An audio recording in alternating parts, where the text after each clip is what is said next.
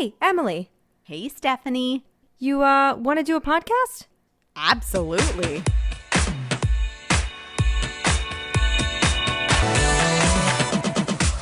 Welcome to Cycle Chats, a podcast to destigmatize what it means to be a woman. This is episode 28, The Travel Guide for Broken Hearts, where we talk to a woman of all trades. She is an actress, a dancer, a singer, and the author of The Travel Guide for Broken Hearts, and the woman whose presence brings my heart pure joy, my friend, Haley.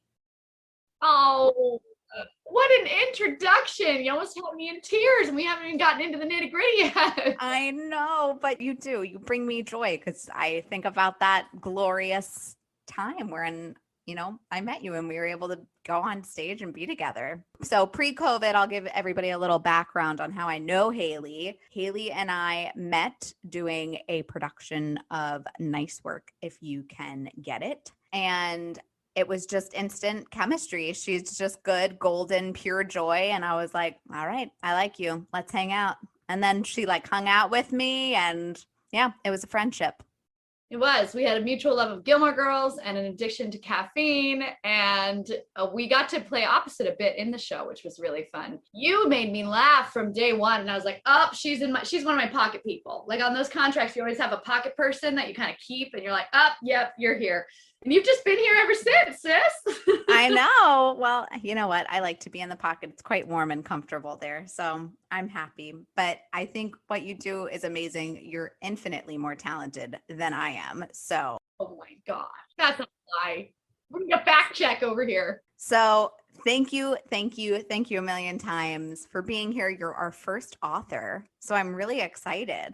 So my first question that I ask every single guest is, what prompted you to write your book of poetry? It's really amazing having you ask me this question because you were there for the sort of inciting incident that brought upon this book of poetry. It was very much a part of the journey. So for context, for those that weren't there in Nice Work, if you can get it, in Florida, writing this book was not something I sort of sought out to do, if I'm being really honest. Writing has always been a huge part of my life, and poetry in particular was a way I just kind of coped with the world and had a way of processing my own sort of colorful, chaotic mind that was separate from work, because since the other things I loved, acting, singing, and dancing, became work, I needed something else that was unrelated to that could be just for me and for my own expression. So writing was always something I did, but I never was super public about it, besides a few contests and a few things in college. But during Nice Work, If You Can Get It, I went through a very shocking, and I do use this word not lightly, I use it intentionally,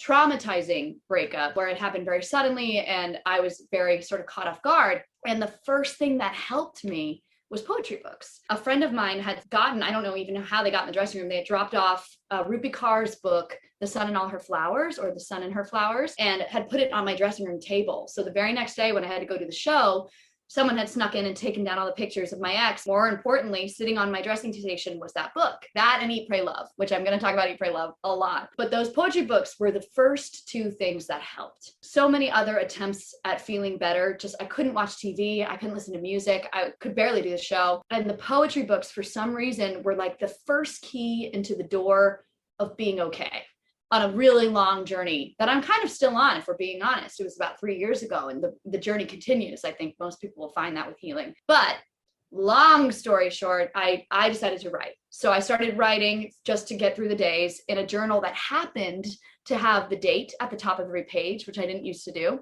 And flash forward, this opportunity coming up where I get to go on the ship, where I was a performer on a ship, which happened 2 days after the breakup I auditioned for in Greece on Royal Caribbean. And it was an open call in Miami. My friends in the cast made me go because they were like, you're so sad. Can you please come outside? We're going to make you go to this.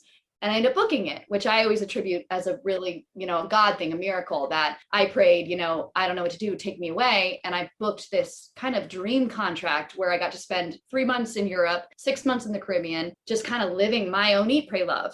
So on that experience, I started writing every place I went. I would write, based on the places like Cadiz and Corsica, Norway. And so kind of deep into that contract, people started saying, it's interesting that you wrote the timeline of your healing, like 1 month after, 2 months after, 3 months after, but also all these places you literally went. And I started to realize there was this like intersection of a story here of not only a literal journey through the world, all these crazy places a little girl from Kentucky would never get to go, but then also this journey of healing, literally charted by time, which was funny because I did not do it on purpose. It was such an accident, but I think that's what makes it sort of special, and what people relate to it is understanding that when you see the time spelled out on paper, you realize, oh, it takes a long time. And how does time play into our healing journeys? So the reason I decided to publish it was because poetry books helped me. A lot of people ask me that. They're like, why did you publish it? Was it, a last love letter to your ex? Was it to show the world you're okay? Or, to talk about your own eat, pray, love? And honestly, I mean very sincerely, it was this idea that maybe it could help somebody the way that Rupi Kaur's words and Elizabeth Gilbert's words helped me. And I think it has. And I'm just delighted that that's true. I feel like I just listened to your audiobook, like the precursor, and I'm like, I'm ready. Chapter 1, close my eyes and let me drift away into this journey. Wow. Yeah, it's a crazy story. It's hard to summarize it because you have to talk about kind of those moments. But isn't that something, though, that someone inspires you so deeply through your own healing that you're like, man, I bet I could help someone. And then you just continue on this like beautiful connection. We talk about Spiderweb a lot on our podcast, and I almost feel like in a way that's what it is. It's this strong connection between all of these human beings who have gone through something that have so profoundly changed them that they're like, there's no other way for me to express this than through some sort of an art medium. And so now you're all kind of metaphorically holding hands through these pages. And it's like, that's such a cool thought, that the ripple effect of time, this person was born, they grew up, they wrote this, it inspired this person who was born, and it keeps going and keeps going. That's beautiful, though. Thank you for saying that. And I definitely think this idea of like, take your heartbreak and make something beautiful, because it's like, we can't control the terrible things that happen to us. So many worse things have happened to people. I come from a place of privilege, and I recognize that, but in my life, that was the worst thing that had ever happened to me. That, you have a choice in that moment. You either stay on the floor and eat a lemon bundt cake, or you go do your show. And before the days of COVID, the show must go on was very true. And, I credit the theater and the amazing people I had to lean on that kind of taught me that first moment of the overture, reminding me, okay, it's going to keep going. Life is going to keep going. You are going to keep going. But then, these words where I was just like, oh, someone understands exactly what I'm feeling. And I thought, since I am kind of known, Emily kind of alluded to this, that I'm kind of known as a very bubbly, happy person up until this point in my life, and was never very public about struggling or being sad or being anxious. So I thought it might be extra meaningful if someone that people look to for their happiness admitted and showed the depth to which she was very sad. And that's something that I've really tried to use moving forward in my life, in my own performances, in my acting, in my yoga that I teach. It's all about, we have to be really honest with the duality of ourselves. I only can be this happy person because I have the depth to feel that sadness, and both are correct and beautiful. I think it's really good that you're showing that, because I know that that's very hard for somebody who's always so positive about everything. To show that vulnerability sometimes can be a little scary. So kudos to you for opening yourself up to be able to show that. It must be very freeing in a way. Thank you. It was. And it was a little scary and a little like, for some reason, I was the most concerned less about strangers, more about what my family was going to say, like the people in my closest circle. I was like, are they going to think this is crazy and way too public? And am I using my Instagram or this book as like an open diary to the world where there should be a boundary? And I think no. I think that the more honesty I see in the people I follow, and in, the constant intake of podcasts and books, it's like, the people that are really honest are the ones that I care the most about what they have to say. And I only think it's through honest sharing that we help each other through life. Like, we have to help each other along the way. And it's only if you're being really honest can you help somebody else and help yourself. Otherwise, it's just a spiral. I couldn't agree more. I mean, I remember the first episode that I edited. I sent it to Steph and our guest, Nicole, and Steph kept sending me texts every day. And she was like, Emily, I need you to take this part out. And I was like, okay, you got it. Sure, I'll do it. And then she would text me the next day and be like, no, leave it in. leave it in. And then she would text me the next day and she would be like, just kidding, I need you to take it out. But she eventually got to this place where she was like, you know what, Emily, I actually want you to leave it in because hopefully it can help somebody else that's in that same situation. And that, like you said, is true beauty, because being honest, vulnerable, being yourself, there's nothing better. That's the cream of the crop right there. So that's what we try and do here. We're just trying to be honest, open, have this conversation so that women and the men that are listening, like my brother is an avid listener. He is a straight white man and he listens and we talk and he's like, I learn so much from listening. And that's great because that's what this should be. It should be giving you an insight so that you can say, oh my God, I thought I was alone. I am not alone, because no one is alone. No one. It's beautiful. Being truthful, being honest. That's for me. That's how I try and live my life, as honest as I can. And I think something that helped me was how patient you were at allowing me to get to that. Not that you allowed me, but that you were just patient in understanding that that was something very new for me. And I even had to ask myself, why am I being so adamant about wanting to take this section out? And it was because, like you said, what are my family members going to think? Or, and I was this protection mindset of somebody else's feelings, but it was my truth. So I was like, I'm putting my truth aside for somebody else's potential hurt feelings. I mean, I'm an adult. I got hurt. This hurt me. So why can't I share this in a very honest space? There's a saying, when you hurt someone's feelings, you don't get to tell them that you didn't hurt their feelings. It kind of goes back to that spot of when you were writing your poetry, did you ever have moments where you're like, no, a little too personal, got to take it out, and then kind of went back to that page like it was calling you to be like, no, set me free?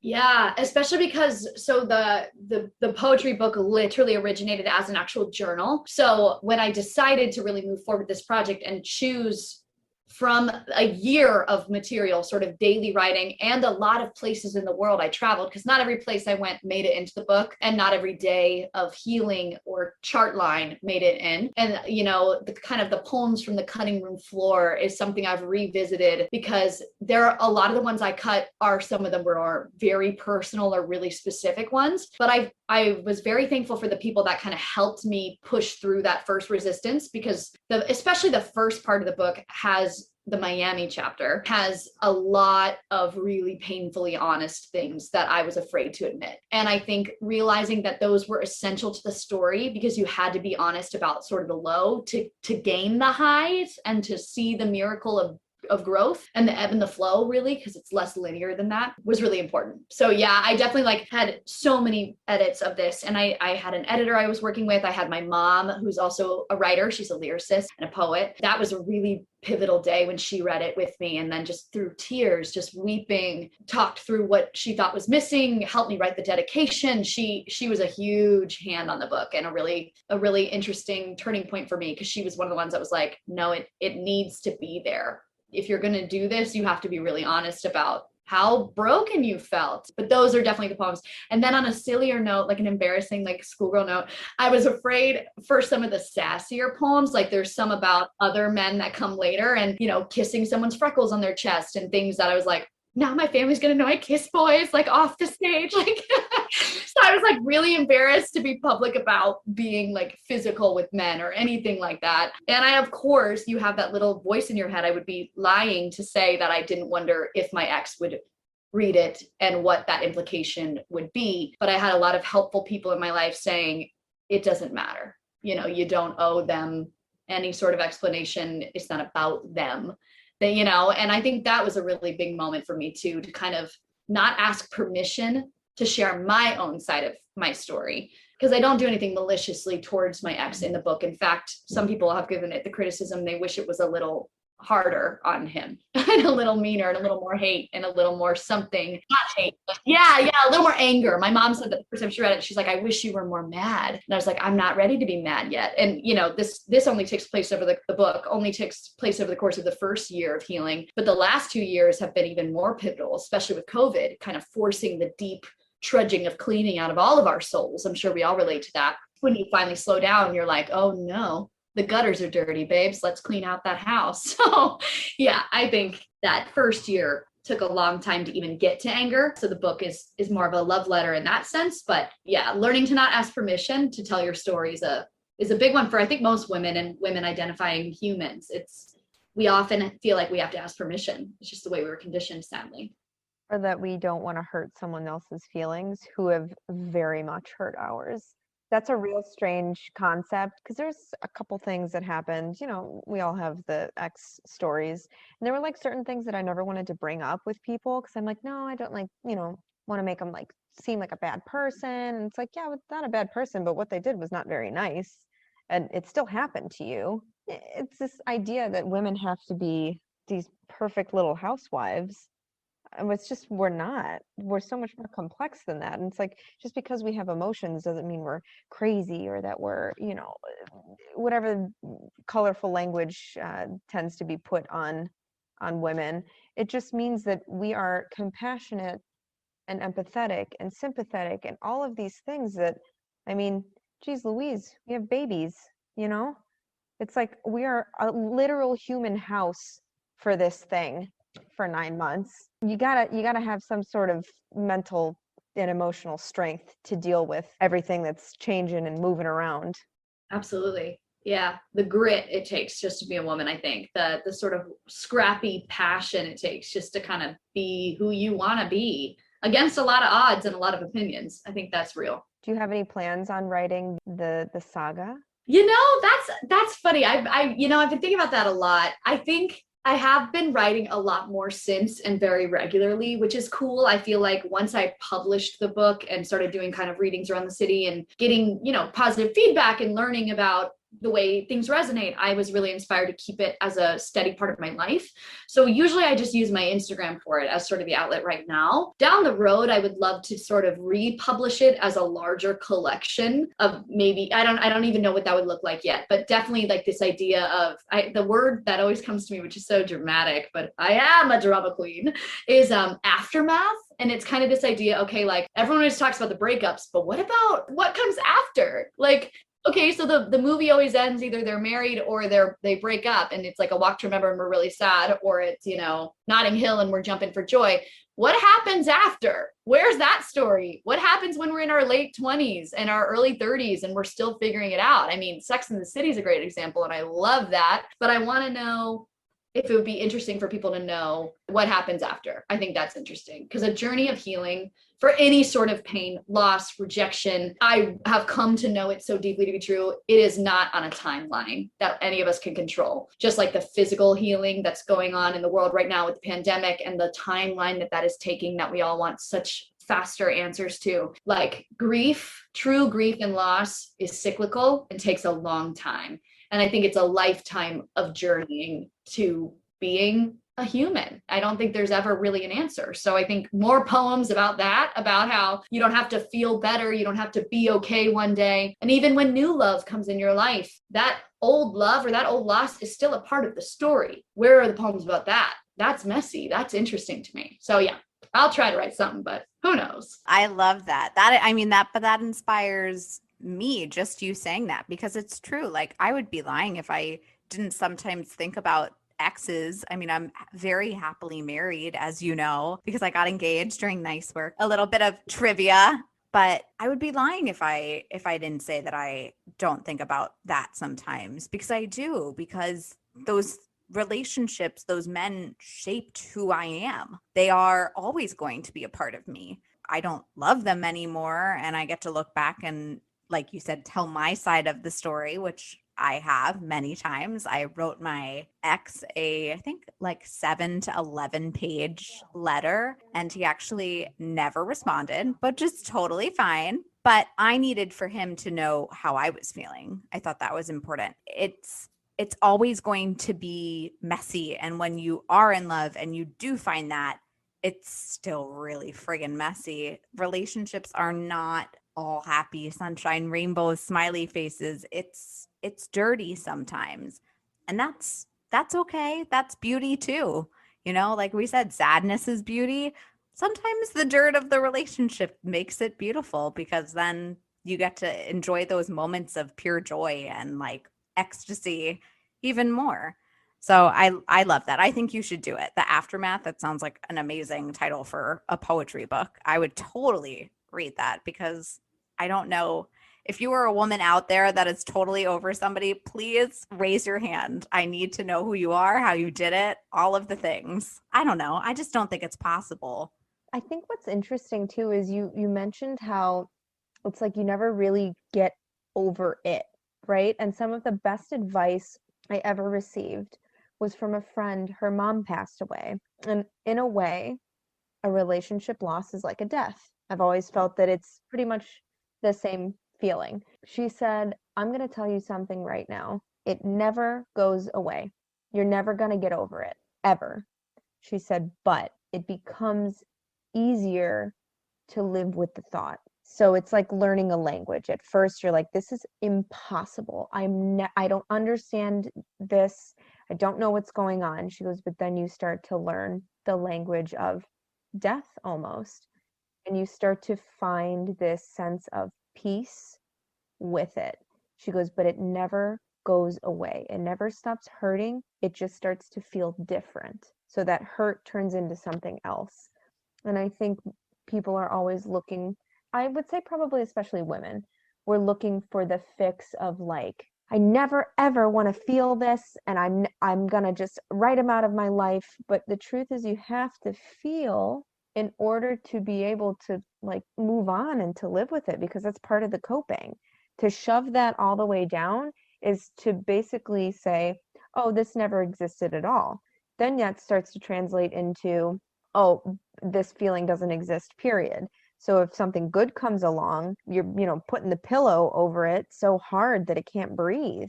And you don't even realize that you're killing something that could be even better.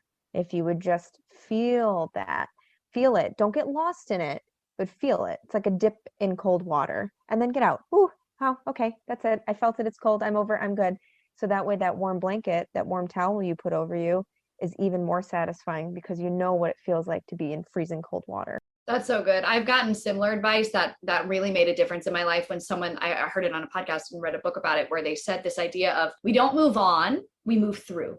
So like you are physically forever changed. It's like having a limp. It's like you broke your leg and you'll never walk the same again. It's like, I will always move through life differently. I have been forever changed, but I will move through it. This physical and mental and whatever change is always going to be a part of me and my story now, but I will move through the world with it. So that helped me a lot, because yeah, I agree with you. This concept of like, well, when are you over it? It's like, you might never be over it. You might never be able to forget the moment of impact in a car crash, or the day your life changed, or the way it made you feel. And a letter might always remind you, a song might always take you back, but that doesn't have to mean anything in that moment. Something reminds you of them. It doesn't mean the person you're with isn't the love of your life. It doesn't mean that you're not healthy and strong. It doesn't mean that your healing journey is back to square one.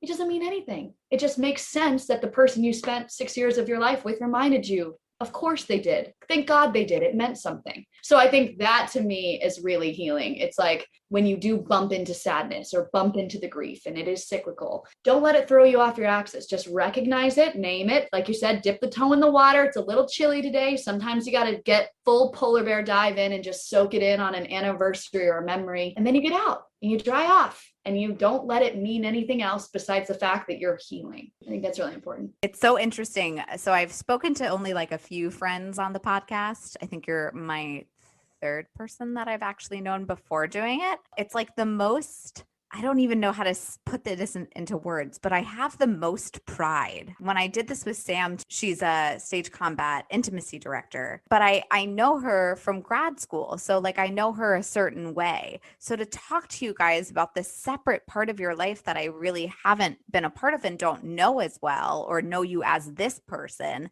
is so, I'm just like, I'm beaming. I couldn't stop myself during Sam's. I kept telling her, I was like, Sam, I'm so proud of you. So I'm so proud of you. I'll say the same thing because it's just, it blows my mind. Like, I have the coolest people in my pocket. So I want to ask because, yes, I was there during the breakup. So I know what happened, but I know that you've had a few relationships since and relationships before. So what is one thing that you have learned from your own personal relationships and breakups? It's a sad thing, but it's important. I think the biggest lesson I learned, and it was from the big breakup, I actually got told it by my voice teacher, who's like my guru, while I was in Florida when I first told her about everything. And she said, and I didn't understand it at the time, but now I understand it so deeply. She said, sometimes love just isn't enough. And that broke my heart. And I, the little Juliet lover in me that can quote all of Romeo and Juliet for you at any point if you ever need that broke my heart, because I was like, but wait, aren't we always taught that it is? And it's like, no, sometimes love just isn't enough. And where I found that comforting is to recognize that that means the biggest losses of our life, where you feel confused because you're like, but I know we loved each other. Like, I have evidence and I have witnesses. And you see people who get divorced, like Marriage Story is a great example of this. Like, the love is there, but sometimes life gets in the way. And sometimes people change, and there are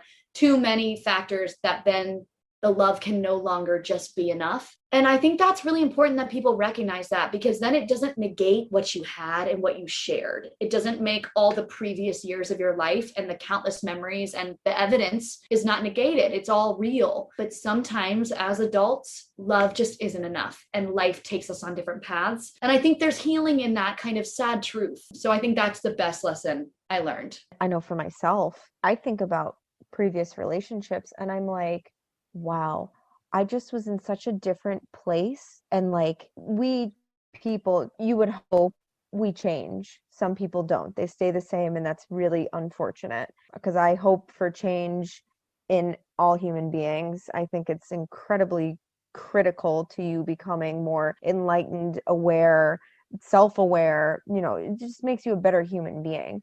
And so that's very true, is that you could love someone, but also start to grow out of the you that loved them. And so when you start to become, I know in my own experience, when I started to become a little bit more conscientious of certain things that I was like, I need this in a partner. I was like, whoa, like, I love you, but I can't do these certain things because that's not who I am anymore. I think it's important to always bring that up too, because it's sad, yes, because we want to believe. I'm a hopeless romantic myself. So it's like, oh, but we loved each other, Daddy. I love him. You're 16, Ariel. Okay. You don't even know him. You change, you become different, you grow up. And especially as girls to women, all of a sudden, if we start to get our hearts broken enough, we're like, a little bit of this has to be me. And where can I love myself, that I was using my partner to love me? Because I know, like, you can't fill the void with external things.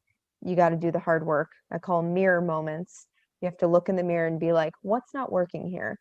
What about me that I don't love enough to, like, that I'm accepting this from, X, Y, and Z? For me, the biggest lesson I've learned for love in all of my life was something that happened recently, but love is a choice. That really, I was like, wow, it's not an emotion. I mean, yes, of course, it is an emotion, but it is not only just that, it is a choice. I wake up every day and choose to be with Miguel, to love Miguel, to make sure I put my best foot forward in that relationship with not only him, but with myself, because that is huge. It is your choice to love yourself enough to say, yep, nope, I deserve that extra 5 minutes in the shower to give a cry, whatever it is. Or I love him, but it's my choice. I'm going to cook dinner. I know that he's having a hard day. Whatever it may be, it is a choice. And that was like, pow, because you grow up with Ariel, Little Mermaid, right? All of those Disney princess movies where they're like, I just knew it was a feeling and it was amazing and I'm going to sing about it now. But what you don't see is the choice that they have. They don't talk about that. It's just, I love him, so we get married and that's it. And we live happily ever after. There's no choice. It's a lot of these, and I noticed something kind of to touch on Disney. A lot of these teenagers, it's like undeveloped. You're very young. And I think a lot of times, again, as women, we are pushed into this mindset to, for the most part, it's very general. I would say it's definitely the paradigm has shifted now. But like, you grow up to be a good wife and mother, which is great if that's what you want to do in your life. Friggin' kudos to you. But some women just don't.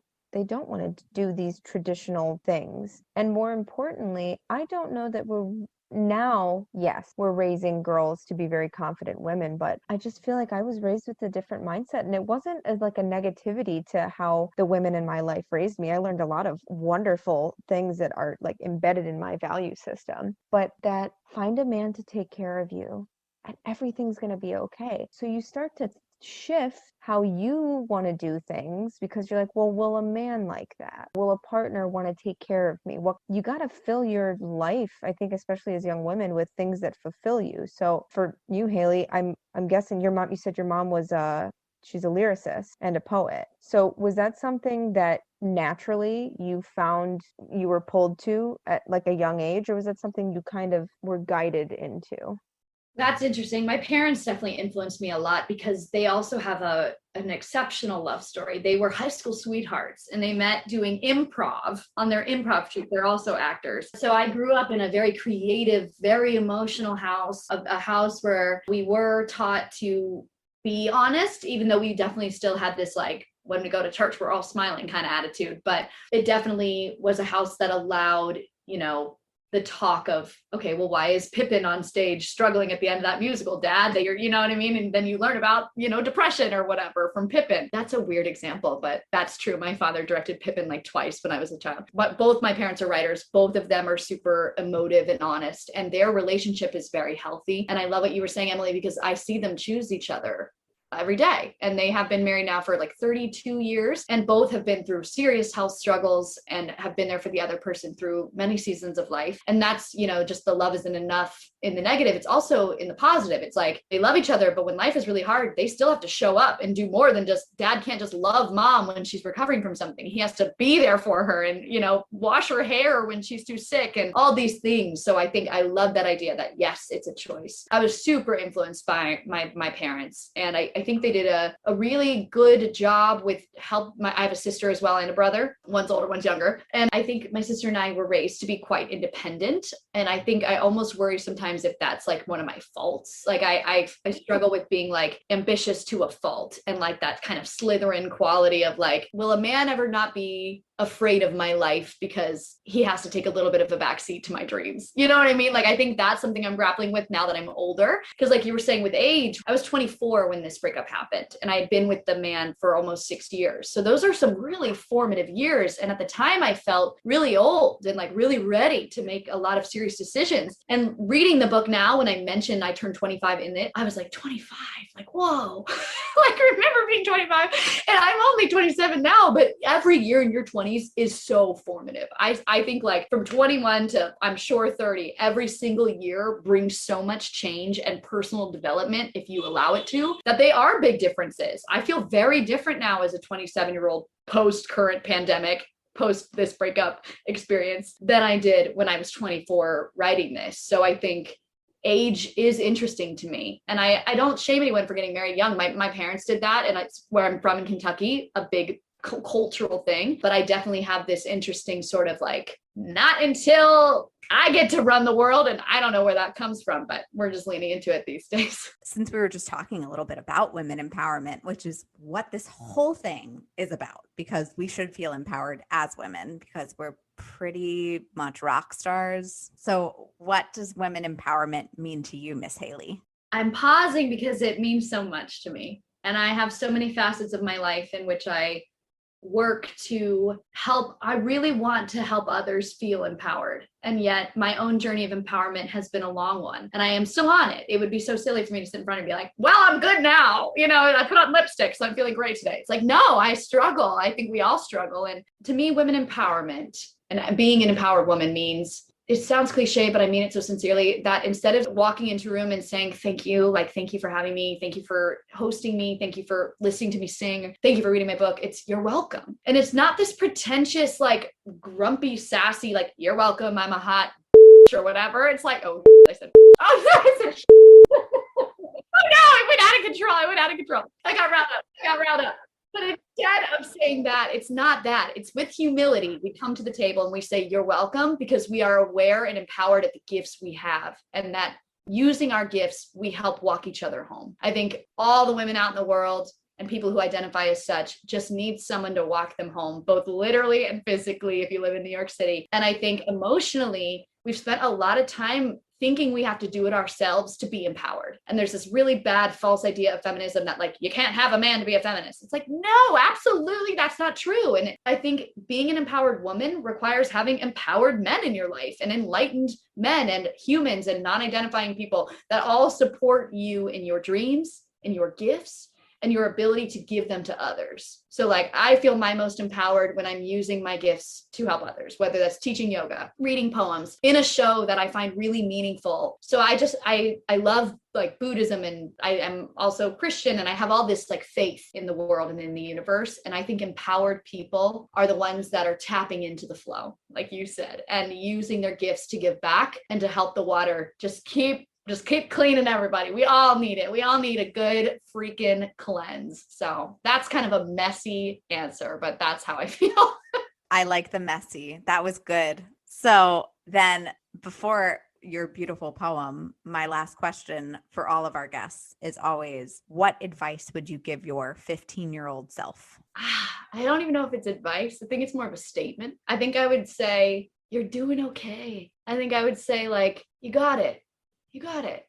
You know, I think there's been so many times in my life where I just really doubted that I could do it, and that I could get through something, and that I could be chosen, be enough, be loved, be whatever. And it's like, looking back at myself, I always was. And I'm so proud that I honored the dreams that I had when I was very little. And I look at my life now, even through the trauma and through the pain and the sacrifices and the terrible things that have happened and all the good. And I look back at my younger self and I'm like, you honored her. You honored what she always wanted. And she would be so proud of you. And she would be so stoked that you get to put on like really dark lipstick and talk to your friends about something you made. So I think I would just say like, I was a really anxious child, and I'm a really anxious person. And I think I would just tell myself like, you got it, and give her a hug. She probably needed a little more hugs. I love it. That was my 15-year-old self. She just needed she also needed to be told to break up with her boyfriend, but that's besides the point. And whatever. Not the sparkle eyeliner for like junior prom was a little much. Well, this has been absolutely lovely. You are just a delightful human being, both inside and out. And I could quite literally listen to you speak for the next foreseeable ever. So I want other people to experience all of this golden goodness. Can you tell us where our listeners can find you? And do you have any fun or exciting projects that are coming up that we should keep our little peepers out for? Oh, those are good questions. Thank you. Also, that is so kind. They can find me most accessibly on Instagram. You can follow either I have 3, which seems excessive, but it makes sense why. One is for my personal life and my acting, which is Haley's Comet NYC. It's not spelled like the comet, so that is confusing. HALEY. And then the Travel Guide for Broken Hearts Instagram, which also has a link to the book, which I've reduced the price in half of during the pandemic so that people can access it really easily. And it's really cheap. It's less than a cup of coffee. It's like $6. A cup of coffee in New York, I should say. People are like, that's really expensive coffee. I'm like, not here, folks, buckle down. But then my yoga, I'm also a yoga teacher, and I use yoga for healing is sort of my whole mantra for that. And it really ties in all 3 of my things. There's a lot of theater in the yoga. There's a lot of poetry, and this like returning to the original self is a very Buddhist principle. So that's Lion's Breath Yoga. So any of those handles will take you to many resources. And honestly, I don't have much on the docket right now. I just did 2 new readings of 2 new plays that I was super stoked about. But currently, I don't know. I'm hoping some big things are going to manifest at the end of the year. And I'm now inspired to write. So maybe we'll just put it out there. Aftermath, coming to a bookshelf near you in like 2022. And where can you buy the books? Because that's something that people need to know. Yes. You can buy it on Amazon, but I also would recommend supporting some of the smaller bookstores that I have it on the shelf in, which I can send that information because it's kind of complicated. They're random. It's in a few bookstores throughout the United States, but it is accessible on Amazon. And if anybody ever doesn't have the resources for a book, I'm happy to donate one. to any groups. I know there was a group of widows that had the book, and their stories were so moving to me. So if anybody ever needs it, or you want to send it to a friend and you don't have the means in the pandemic right now, just DM me and I'll send them one, because it's like my love letter to the world. So. Oh my goodness, Haley. I'm flabbergasted in the best way possible. So Haley did this amazing thing for us and you listeners. Stephanie and I will hear this now for the first time, as you will hear it for the first time. Haley actually wrote a poem for us and for you. So Stephanie, take a deep breath. I'm going to take a deep breath. Hopefully I don't cry. We'll figure this out. Oh my gosh. I hope this isn't too much of a lead up now. Now I'm like nervous that that you're going to be disappointed. So we should just pretend like it sucks to start, and then like, well, the bar will be really low, right? Okay. Yeah. It's going to suck, everyone. Yeah. It's about being women and the world right now. Told to sit like a lady. What the hell does that mean? A woman can sit any way she wants, upside down or open or backwards, on her hands or crisscross applesauce, or with one leg behind her head. Why is sitting gendered at all? I'll take that direction as meaning to sit with power, with divine, feisty, feminine energy of the moon. And I'll unapologetically sit right on down at the table the men didn't invite me to, bringing the chair I built with my wild ambition, carried all the way with my scrappy strength, placing it at the table without waiting for the invite. No apologies or explanation for the way I show up with my body in this space. Or really? I'd rather not sit at all. I don't have time to prove to you fellas what a gift it is to be in the presence of an ambitious woman. I've got other tables to build. I've got dreams for the taking, and I guess I'll build and take them like a lady. So you might want to take a seat, because I'm just getting started.